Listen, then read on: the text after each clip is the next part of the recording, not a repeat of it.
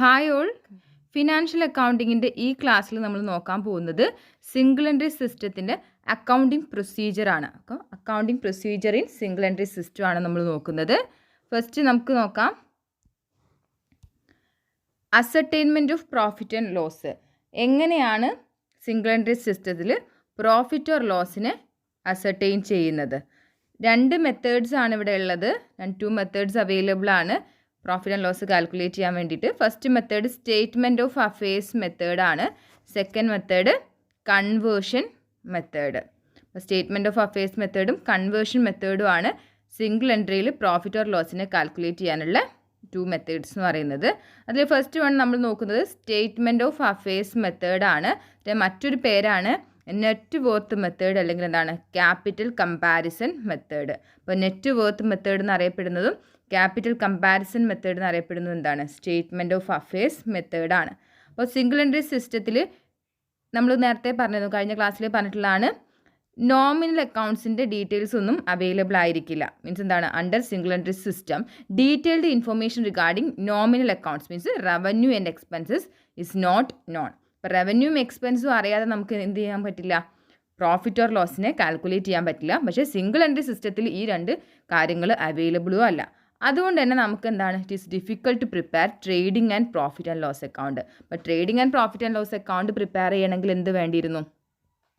Nominal accounts ആയിട്ടുള്ള റവന്യൂവും എക്സ്പെൻസും വേണ്ടിയിരുന്നു. Profit and loss, trading and profit and loss അക്കൗണ്ടിൽ നമ്മൾ എഴുതുന്നത് ആ ഒരു ഇയറിൽ ഉണ്ടായിട്ടുള്ള റവന്യൂ എക്സ്പെൻസും ആണ്. അപ്പം സിംഗിൾ എൻട്രിയിൽ ഇത് അവൈലബിൾ അല്ലാത്തതുകൊണ്ട് തന്നെ എന്താണ്, നമുക്ക് trading and profit and loss account prepare ചെയ്യാൻ കഴിയില്ല.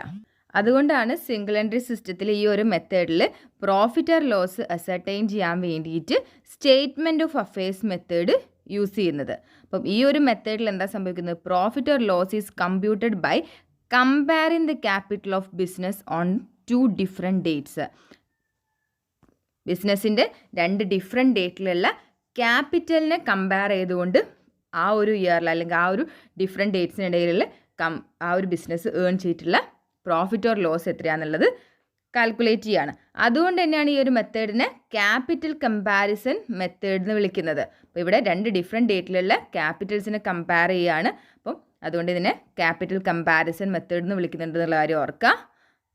നെക്സ്റ്റ് മറ്റൊരു രീതിയിൽ പറയുകയാണെങ്കിൽ എന്താണ്? Profit is ascertained by comparing the capital at the beginning. 2 different dates എന്നല്ല നേരത്തെ പറഞ്ഞിട്ടുണ്ടായിരുന്നത്. ഇപ്പോൾ നമുക്ക് പറയാം ക്യാപിറ്റൽ ബിഗിനിങ്ങിലുള്ള ക്യാപിറ്റലും അതുപോലെ തന്നെ എൻഡിലുള്ള ക്യാപിറ്റലും കമ്പയർ ചെയ്യുക. അങ്ങനെ കമ്പയർ ചെയ്തിട്ടാണ് എന്ത് ചെയ്യുന്നത്, അല്ലെങ്കിൽ അതിൻ്റെ ഡിഫറൻസ് കണ്ടിട്ടാണ് നമ്മൾ പ്രോഫിറ്റിനെ കാൽക്കുലേറ്റ് ചെയ്യുന്നത്. അപ്പോൾ സ്റ്റേറ്റ്മെൻറ്റ് ഓഫ് അഫയേഴ്സ് മെത്തേഡ് പ്രകാരം പ്രോഫിറ്റ് കാൽക്കുലേറ്റ് ചെയ്യുന്നത് എന്താണ്? ക്ലോസിങ് ക്യാപിറ്റലിൽ നിന്ന് ഓപ്പണിംഗ് ക്യാപിറ്റൽ മൈനസ് ചെയ്തിട്ടാണ്. അപ്പം 1 lakh ഓപ്പണിംഗ് ബാലൻസ് ഉള്ള ബിസിനസ്സാണെന്ന് വിചാരിക്കാം. ആ ഇയർ എൻഡിങ്ങിൽ അവരുടെ ക്യാപിറ്റൽ ബാലൻസ് 1.5 lakh ആയി. 1.5 lakh ആവുകയാണെങ്കിൽ അതിൻ്റെ മീനിങ് എന്ന് പറയുന്നത് എന്താണ്? 50,000ൻ്റെ ഏതോ ഒരു സംഖ്യ അവർക്ക് അഡീഷണൽ ആയിട്ട് കിട്ടിയിട്ടുണ്ട്. അപ്പോൾ ഈ ഒരു അഡീഷണൽ ആയിട്ട് അവരുടെ കയ്യിൽ വന്നിട്ടുള്ള ഈ ഒരു എമൗണ്ട് എന്ന് പറയുന്നത് എന്താണ്? പ്രോഫിറ്റ് എന്നുള്ള രീതിയിൽ കാൽക്കുലേറ്റ് ചെയ്യുക. അപ്പം സ്റ്റേറ്റ്മെൻറ്റ് ഓഫ് അഫയേഴ്സ് മെത്തേഡിൽ ക്യാപിറ്റൽ അറ്റ് ദ ബിഗിനിങ്ങും ക്യാപിറ്റൽ അറ്റ് ദ എൻഡും കമ്പയർ ചെയ്യും. എൻഡിലെ ക്യാപിറ്റൽ കൂടുതലാണെങ്കിലാണ് എന്ത്? പ്രോഫിറ്റ്. ഇനി എൻഡിലെ ക്യാപിറ്റൽ കുറവാണെങ്കിൽ അതിനർത്ഥം എന്താണ്? നമുക്ക് നഷ്ടം സംഭവിച്ചു എന്നുള്ളതാണ്. ഒരു എക്സാമ്പിൾ നോക്കാം. If the capital of A business on 1st April 2018 was 1 lakh and it is 1,25,000 on 31st March 2019. അപ്പം ഈ ഒരു എക്സാമ്പിളിൽ എന്താ പറയുന്നത്? 1st April 2018 അവരുടെ ക്യാപിറ്റൽ 1 lakh ആയിരുന്നു. അതേ അക്കൗണ്ടിങ് ഇയറിൻ്റെ എൻഡിൽ മീൻസ് 31st March 2019 അവരുടെ ക്യാപിറ്റലിന് എന്ന് പറയുന്നത് 1,25,000 ആണ്. അപ്പോൾ അതുകൊണ്ട് തന്നെ നമുക്ക് പറയാം it can be said that the business has made A profit of 25,000 means എന്താണ്? 1,25,000 മൈനസ് 1 lakh അങ്ങനെ 20,000 ഈ ഒരു ഡ്യൂറിങ് ദി ഇയർ ഈ ഒരു ഇയറിൽ പ്രോഫിറ്റ് ഉണ്ടാക്കിയിട്ടുണ്ട് എന്ന് പറയാം. ഇനി ഓർക്കാൻ നമുക്ക് ഡ്രോയിങ്സ് തന്നിട്ടുണ്ട്, ഫ്രഷ് ക്യാപിറ്റൽ ഇൻട്രൊഡ്യൂസ് ചെയ്ത് തന്നിട്ടുണ്ട്, വിഡ്രോവൽസ് തന്നിട്ടുണ്ട്, അല്ലെങ്കിൽ എന്താണ് ഇൻട്രസ്റ്റ് ഓൺ ക്യാപിറ്റൽ, ഡിപ്രീസിയേഷൻ, ഈ മുതലായ കാര്യങ്ങൾ തരുവാണെങ്കിൽ ഇതിൻ്റെ നെസസറി അഡ്ജസ്റ്റ്മെൻറ്റ് ചെയ്തിട്ട് വേണം നമ്മൾ പ്രോഫിറ്റ് കാൽക്കുലേറ്റ് ചെയ്യാൻ വേണ്ടിയിട്ട്.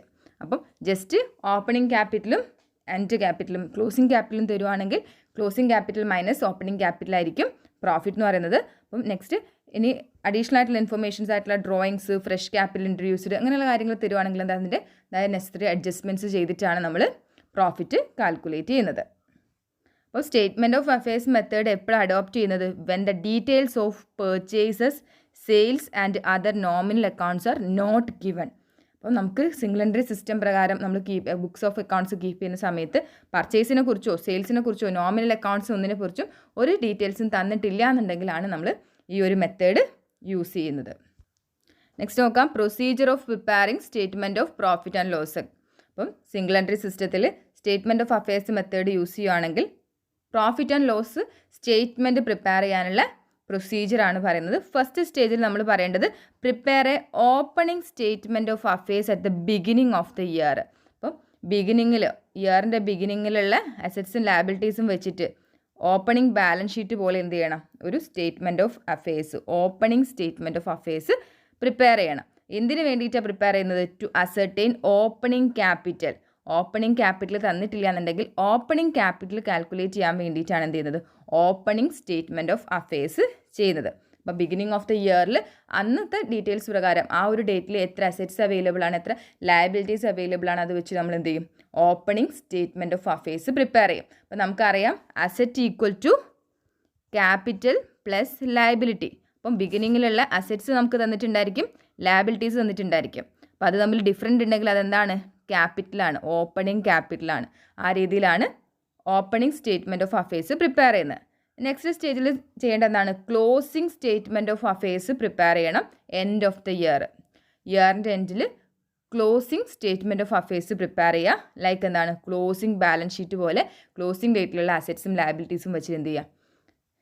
Closing statement of affairs prepare ചെയ്യുക. അപ്പോൾ അതിൻ്റെ ബാലൻസ് എന്ന് പറയുന്നത് എന്തായിരിക്കും? ക്ലോസിംഗ് ക്യാപിറ്റൽ ആയിരിക്കും. അപ്പോൾ ക്ലോസിംഗ് ക്യാപിറ്റൽ തന്നിട്ടില്ല എന്നുണ്ടെങ്കിൽ ക്ലോസിംഗ് ക്യാപിറ്റൽ കാൽക്കുലേറ്റ് ചെയ്യാൻ വേണ്ടി നമ്മൾ പ്രിപ്പയർ ചെയ്യുന്ന സ്റ്റേറ്റ്മെൻ്റ് ആണ് closing statement of affairs. Next ഇനി ചെയ്യേണ്ടത് add drawings made by the proprietor during the year to the amount of closing capital.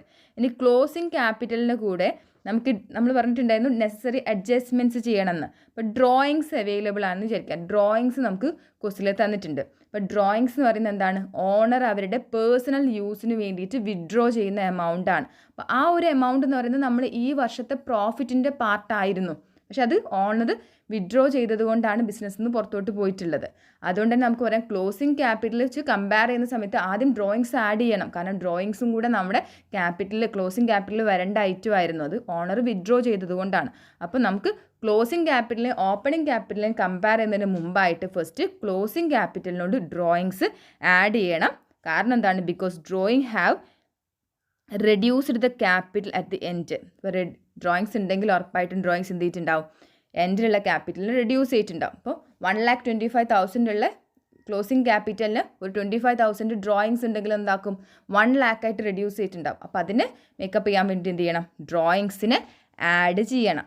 Next സ്റ്റേജിൽ ചെയ്യേണ്ടത് if the additional capital is introduced. അപ്പോൾ നമ്മൾ അഡീഷണൽ ക്യാപിറ്റൽ ഈ ഒരു ഇയറിൽ ഡ്യൂറിങ് ദ ഇയറിൽ ഇൻട്രൊഡ്യൂസ് ചെയ്തിട്ടുണ്ടെങ്കിൽ ക്ലോസിംഗ് ക്യാപിറ്റൽ കൂടുതലായിരിക്കും. അപ്പോൾ ക്ലോസിംഗ് ക്യാപിറ്റൽ ഓപ്പണിംഗ് ക്യാപിറ്റലിനേക്കാൾ കൂടിയത് ഒരിക്കലും പ്രോഫിറ്റിനെ ഇൻഡിക്കേറ്റ് ചെയ്യില്ല. ചില സമയത്ത് അവർ ഫർദർ ക്യാപിറ്റൽ ഇൻട്രൊഡ്യൂസ് ചെയ്തുകൊണ്ടായിരിക്കും. അങ്ങനെ ഫർദർ ക്യാപിറ്റൽ ഇൻട്രൊഡ്യൂസ് ചെയ്തിട്ടുണ്ടെങ്കിൽ അത് deducted from the capital at the എൻഡിലുള്ള ക്യാപിറ്റലിൽ നിന്ന് ഡിഡക്റ്റ് ചെയ്യണം. കാരണം അത് ക്യാപിറ്റൽ എമൗണ്ട് ആണ്, അത് പ്രോഫിറ്റിൻ്റെ പാർട്ടല്ല.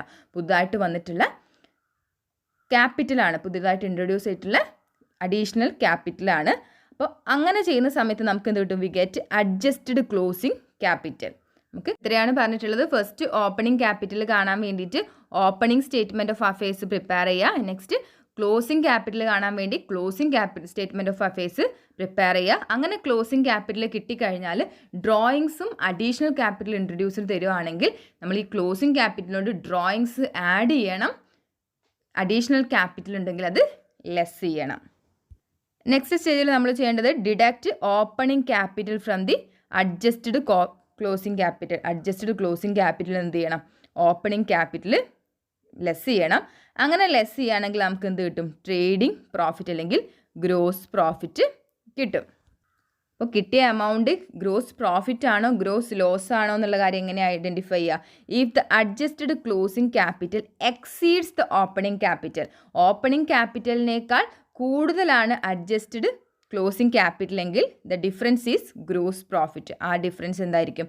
ഗ്രോസ് പ്രോഫിറ്റ് ആയിരിക്കും. ഇനി നേരെ റിവേഴ്സ് ആണ്, ഓപ്പണിംഗ് ക്യാപിറ്റൽ കൂടുതലും അഡ്ജസ്റ്റഡ് ക്ലോസിംഗ് ക്യാപിറ്റൽ കുറവാണെങ്കിൽ എന്താണ് ഡിഫറൻസ് എന്ന് പറയുന്നത്? ഇവ തമ്മിലുള്ള ഡിഫറൻസ് പറയുന്നത് ഗ്രോസ് ലോസ് ആയിരിക്കും. അപ്പോൾ ഈ ഒരു രീതിയിലാണ് statement of profit and loss statement of affairs മെത്തേഡിൽ കാൽക്കുലേറ്റ് ചെയ്യുന്നത്. നെക്സ്റ്റ് ഇനി നമുക്ക് നോക്കാം, ജസ്റ്റ് ഫോർമാറ്റ് നോക്കാം. എന്താണ് ഫസ്റ്റ് നമ്മൾ എടുക്കുന്നത് capital at the end of the year ആണ്. എൻഡ് ഓഫ് ദി ഇയറിലുള്ള ക്യാപിറ്റലിനെ എടുക്കുക. അപ്പോൾ capital at the end of the year എടുത്തു കഴിഞ്ഞാൽ നെക്സ്റ്റ് അതിനോട് ആഡ് ചെയ്യേണ്ട ഐറ്റമാണ് ഡ്രോയിങ്സ്. ഇനി ലെസ് ചെയ്യേണ്ട ഐറ്റംസ് ആണ് ക്യാപിറ്റൽ ഇൻട്രൊഡ്യൂസ്ഡ്. അപ്പോൾ ക്യാപിറ്റൽ ഇൻട്രൊഡ്യൂസ്ഡ് ലെസ് ചെയ്ത് കഴിഞ്ഞാൽ adjusted capital at the end of the year കിട്ടും. നെക്സ്റ്റ് ഇനി ചെയ്യേണ്ടത് അതിൽ നിന്ന് എന്ത് ചെയ്യണം? Opening capital at the beginning of the year less ചെയ്യണം. ലെസ് ചെയ്ത് കഴിഞ്ഞാൽ എന്താണ്? പ്രോഫിറ്റ് ഡ്യൂറിങ് ദ ഇയർ അല്ലെങ്കിൽ ഗ്രോസ് പ്രോഫിറ്റ് അല്ലെങ്കിൽ ഗ്രോസ് ലോസ് കിട്ടും. ഗ്രോസ് പ്രോഫിറ്റ് അല്ലെങ്കിൽ ഗ്രോസ് ലോസ്. ഇനി ഇവിടെ അഡ്ജസ്റ്റഡ് ക്യാപിറ്റൽ കുറവും ഓപ്പണിംഗ് ക്യാപിറ്റൽ കൂടുതലാണെങ്കിൽ അവിടെ ലോസ് ആയിരിക്കും. ഇനി നേരെ ഓപ്പോസിറ്റ്, അഡ്ജസ്റ്റഡ് ക്യാപിറ്റൽ കൂടുതലും ഓപ്പണിംഗ് ക്യാപിറ്റൽ കുറവാണെങ്കിൽ അവിടെ പ്രോഫിറ്റ് ആയിരിക്കും.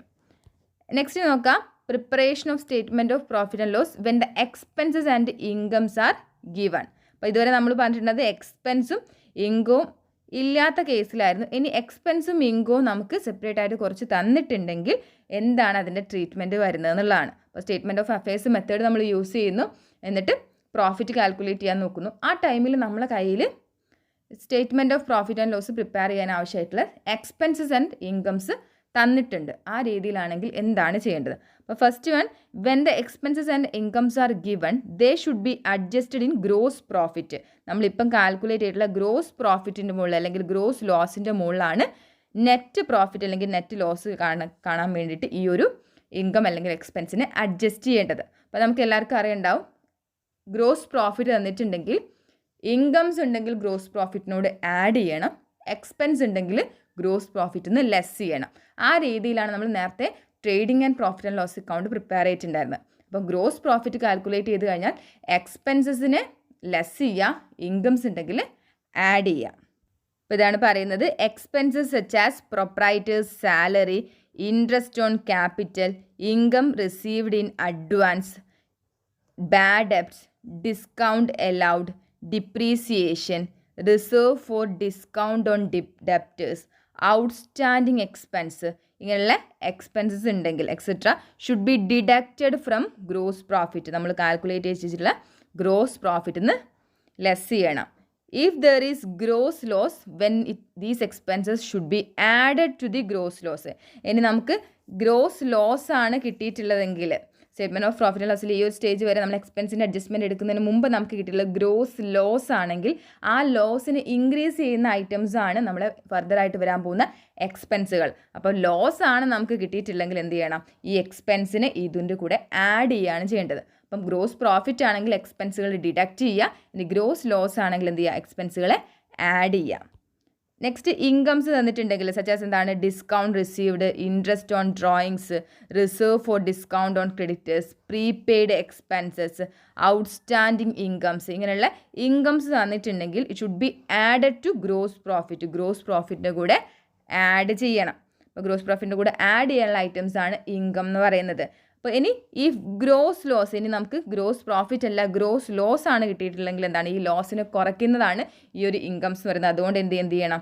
Then these income should be deducted from the gross loss. Gross ലോസിൽ നിന്ന് ഡിഡക്റ്റ് ചെയ്യേണ്ട ഐറ്റംസ് ആണ് ഈ ഒരു ഇൻകംസ് എന്ന് പറയുന്നത്. അപ്പം ഈ രീതിയിൽ ഇൻകംസും എക്സ്പെൻസും അഡ്ജസ്റ്റ് ചെയ്ത് കഴിഞ്ഞാൽ നമുക്ക് കിട്ടും നെറ്റ് പ്രോഫിറ്റ് അല്ലെങ്കിൽ നെറ്റ് ലോസ്. അപ്പോൾ ഇത്രയാണ് സ്റ്റേറ്റ്മെൻറ്റ് ഓഫ് അഫയേഴ്സ് മെത്തേഡിൽ സ്റ്റേറ്റ്മെൻറ്റ് ഓഫ് പ്രോഫിറ്റ് ഓർ ലോസ് അക്കൗണ്ടിനെ കുറിച്ച് പറയാനുള്ളത്. അപ്പോൾ സ്റ്റേറ്റ്മെൻറ്റ് ഓഫ് പ്രോഫിറ്റ് ഓർ ലോസിൻ്റെ 2 പ്രോബ്ലംസ് നമുക്ക് അടുത്ത ക്ലാസ്സിൽ ചെയ്യാം. Thank U.